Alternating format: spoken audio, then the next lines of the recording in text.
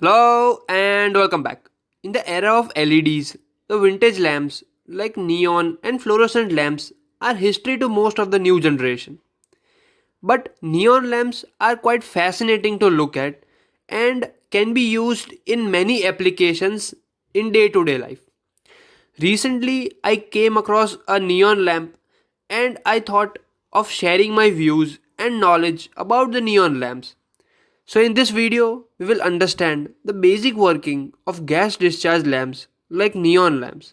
So let's proceed.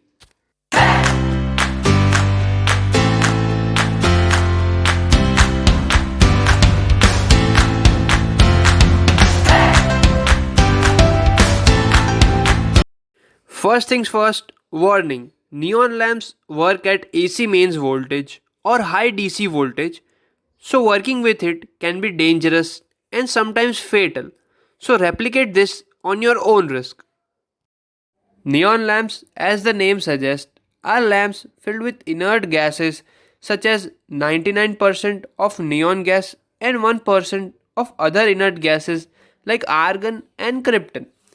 They are not filled entirely with neon gas as it deteriorates the life of the component. Neon lamps have basically two nickel electrodes coated with copper sheet.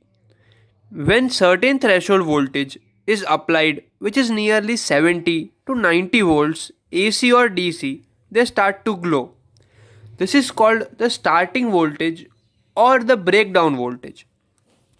As the gas gets ionized, current starts to flow due to the established electric field between the two electrodes and the collision of atoms, which eventually appears as a glow due to the emission of photons. A gas discharge tube like neon lamp is said to have a negative resistance, which means current passing through it tends to increase uncontrollably after the gas is ionized and becomes conductive, which is basically it decreases the resistance. So it is called the negative resistance effect. Another interesting fact about neon lamps is that if we decrease the voltage by 10 to 20 volts, the lamp still glows. This is called the maintaining voltage. But beyond this voltage or maintaining voltage, the neon lamp extinguishes and the current flow stops. But enough of this theory. To make a neon lamp glow, take a resistance value, basically between 100 kilo ohm and 500 kilo ohm, depending on the current rating provided by the datasheet. So let's assume it requires a current of 1 milliamp when a supply of 220 volts AC is applied to it. The value of resistance is calculated by the formula like this. As per the calculation, we get a value of 220 kilo ohm.